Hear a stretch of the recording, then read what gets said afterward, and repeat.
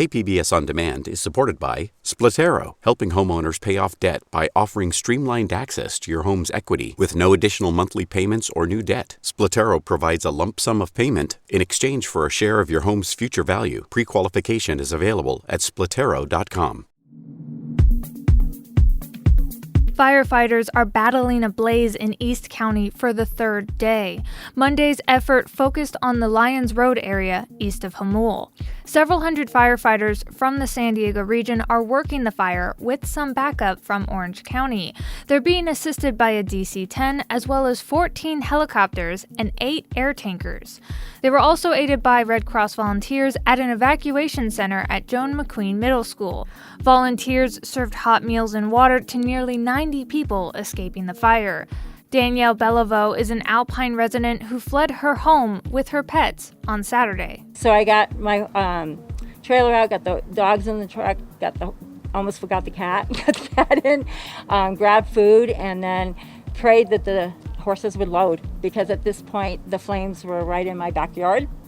And they basically surrounded us.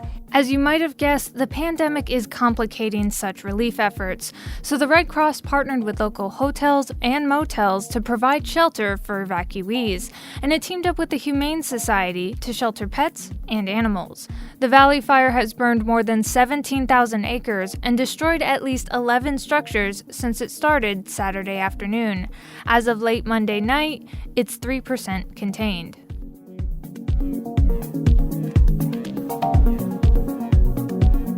People who work to put on large-scale events like concerts and shows pushed empty gear cases from Waterfront Park to the San Diego Convention Center. They marched to raise awareness for the impact the pandemic has had on the events industry. Bans on mass gatherings have left over 200,000 San Diegans out of work, and there's no reopening in sight for now. Franken Chemi is the owner of Pacific Creative Productions. He says the event industry will look different in the future to ensure safety and sanitation. Well, obviously social distancing, obviously wash stations where you can get, hand sanitizers or cleaning. This case march hopes to push for additional relief funding for the events industry and also for a roadmap to safely reopen events in the future.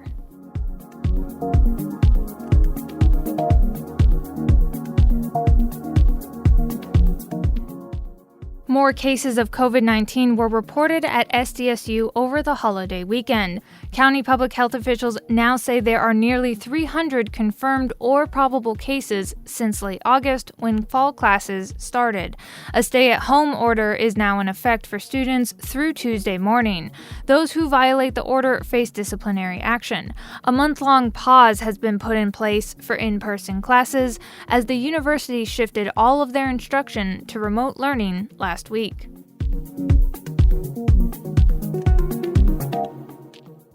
I'm Annika Colbert. It's Tuesday, September 8th. You're listening to San Diego News Matters from KPBS News, a daily morning news podcast powered by everyone in the KPBS newsroom. Stay with me for more of the local news you need to start your day.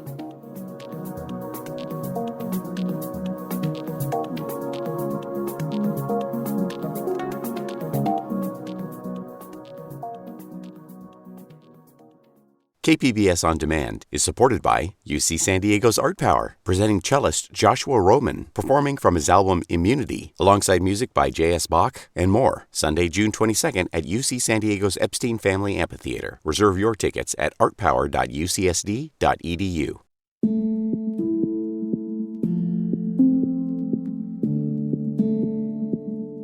Wildfire smoke is all over California, and doctors are warning everyone to stay inside, especially small children. The chemicals and tiny particles in the air could damage the lungs, immune systems, and brain development of children.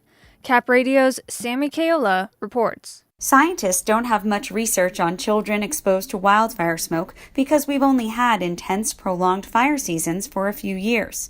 But they think the effect might be similar to what happens when children are exposed to bad air pollution. Often their lungs don't fully develop, and some have chronic breathing issues later in life.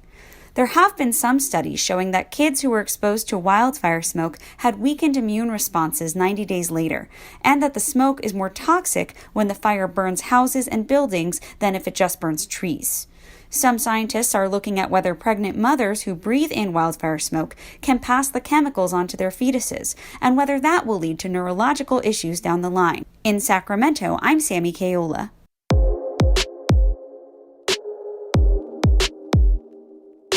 A COVID-19 vaccine trial kicked off in San Diego on Tuesday.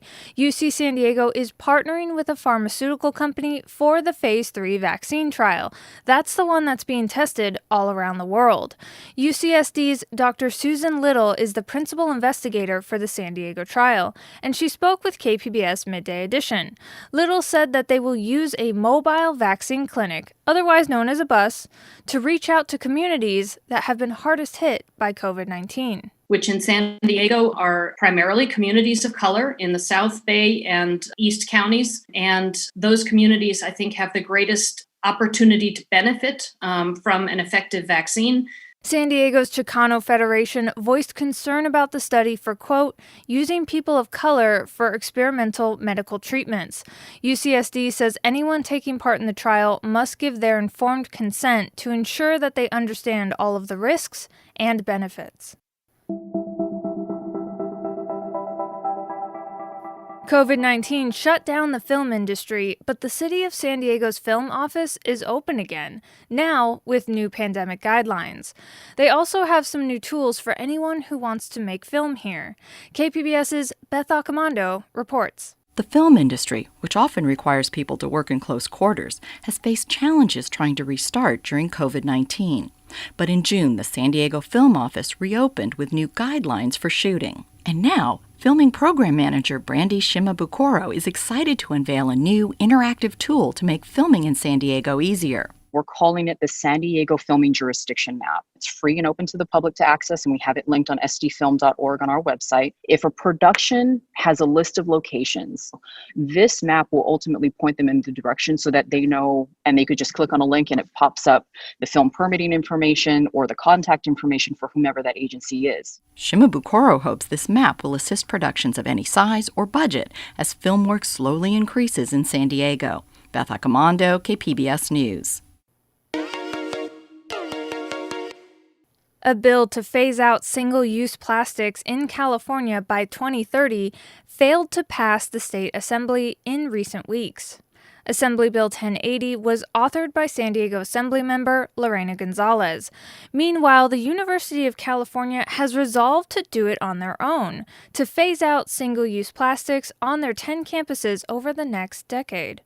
Veronica Michaels is UCSD's student organizer for the California Public Research Interest Group, the nonprofit that lobbied for the change. She spoke with KPBS Midday Edition host Allison St. John about how plastic is hurting not just the environment, but humans as well. Here's that interview. Primarily, so much of this plastic ends up in our oceans where it injures and kills marine wildlife like whales and sea turtles. We're finding plastic now in the very deepest part of our ocean in the Mariana Trench, but also in the remote parts of the Rocky Mountains where plastic fibers have been found in the soil coming down from rain in the sky. The most shocking study that I found that really has influenced my work is, on average, on a weekly basis, we actually consume about a credit card's worth of plastic in microplastics. So it's not just an environmental issue, but it's definitely something that humans should be very aware of as well. Now, before we talk about the University of California's pledge, I've got a question about the bills to reduce single-use plastics that failed in Sacramento. And, if they'd passed, they would have made California a national leader in phasing out single-use plastics. But they did not pass, and this is the second year they failed to get enough support. But UC has resolved to take action on their 10 campuses here in California, and that's a start. What will phase out soonest, and what will take longer? The fastest thing that they're going to be phasing out is plastic bags throughout all food service on campus. But then in addition to that, they are working to phase out single-use foodware utensils, forks, knives, straws, stirrers. That'll be as soon as July of 2021. And then by July of 2022, they'll be phasing out plastic plates, cups, clamshell containers that are single use, and really primarily opting to use reusable items instead, as well as some locally compostable alternatives. And then the other great thing is they'll be working to phase out single-use plastic beverage bottles by 2023. And the long-term goal is to phase out all non-essential single-use plastics on all 10 of the UC campuses by the year 2030, if not sooner, which is also something that several of the UC campuses have opted to do, is actually to speed up that timeline. Have any of the campuses come up with innovative alternatives yet that could be an example? Yes, that is actually one of the things that has been so exciting to see at the UCs is this innovation to move towards better systems. For example, UC Berkeley, they're using some exciting alternatives, for example, using deposit systems for to-go cups and containers. So say you want to go pick up your morning cup of coffee at your favorite coffee shop. Instead of getting it in a paper cup that's lined with plastic and a plastic lid, you'll instead get a reusable to-go cup, which you can use. You can take it to go, take it to work, and later on in the day, you can drop it off at any of the other coffee shops in the city that are participating, and they will clean it for you, they'll sanitize it for you, and then the next time you go pick up a cup of coffee, you can get another reusable container. So that's one great example. UC Riverside also has a great container deposit system where instead of getting your food in a plastic to-go container, you'll get it in a reusable container, which you can later on just drop off at a vending machine that'll wash it and sanitize it again. And so it's kind of a deposit system. And are UC researchers working on alternatives to plastic that would make it easier perhaps for the legislature in future to vote against plastics? UC San Diego, actually, our very own, is a great example of having some professors working on alternative materials. So they actually have a group going with Professor Burkhart, Mayfield, and Pomeroy working to use algae oil to develop alternative materials. For example, algae-based flip-flops that are usually made from byproducts of fossil fuel and plastics that contribute to a lot of pollution, and they're making it from algae that's biodegradable. That was Veronica Michaels, UCSD's student organizer for the California Public Research Interest Group, the nonprofit that lobbied for the change.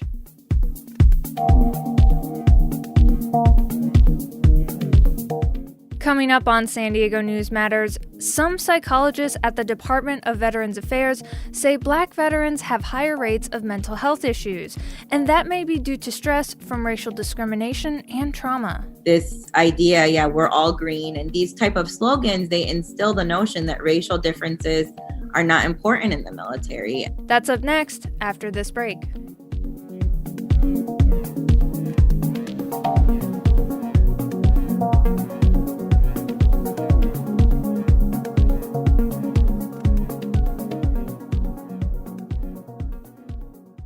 KPBS On Demand is supported by Marrokal Design and Remodeling, helping homeowners with their home remodeling needs. From ADUs to kitchen remodels, room additions, and custom homes, Marrokal Design and Remodeling can help homeowners design and build their dream homes. More at trustyourhometous.com. Researchers with the Department of Veterans Affairs say Black veterans have higher rates of mental health issues like PTSD compared with white veterans.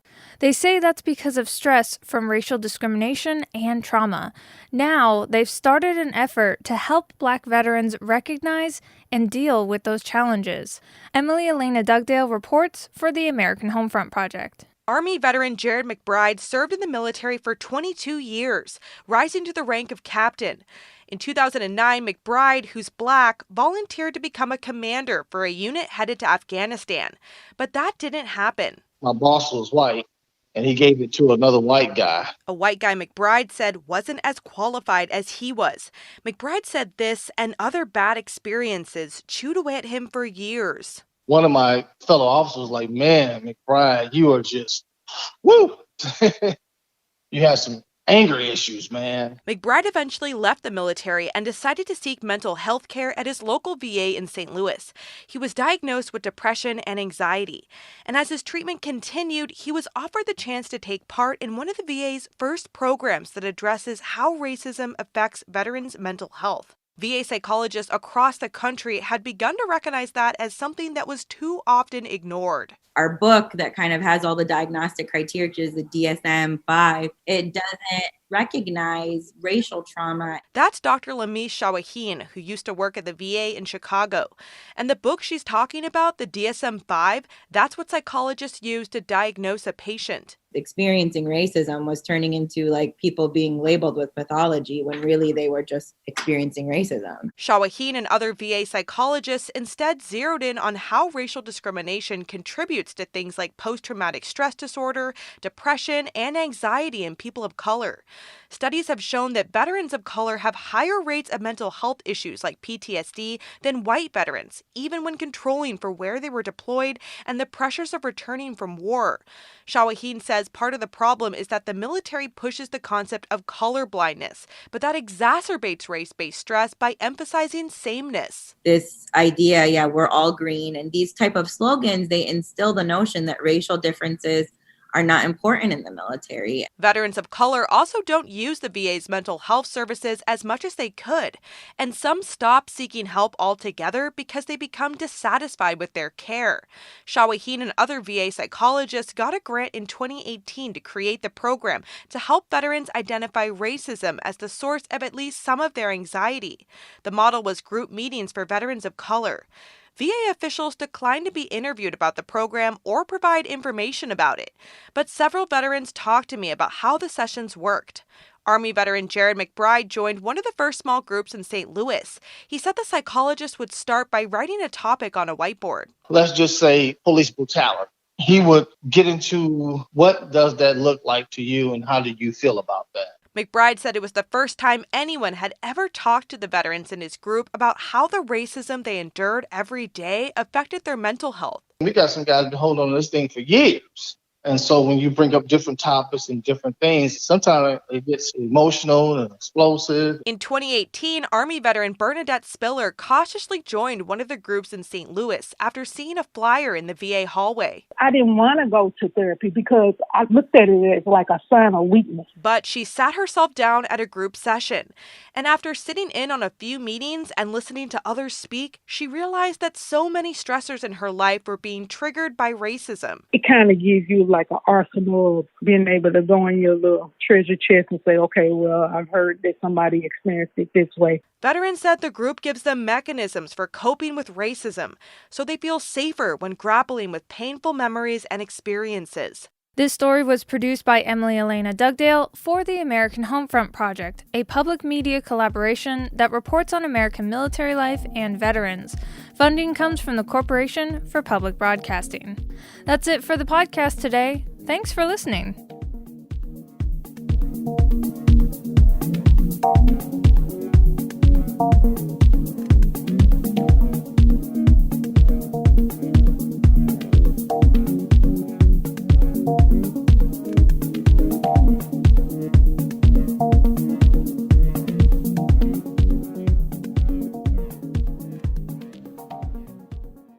KPBS On Demand is supported by Paint Care, offering households and businesses in California more than 800 leftover paint drop-off sites for recycling.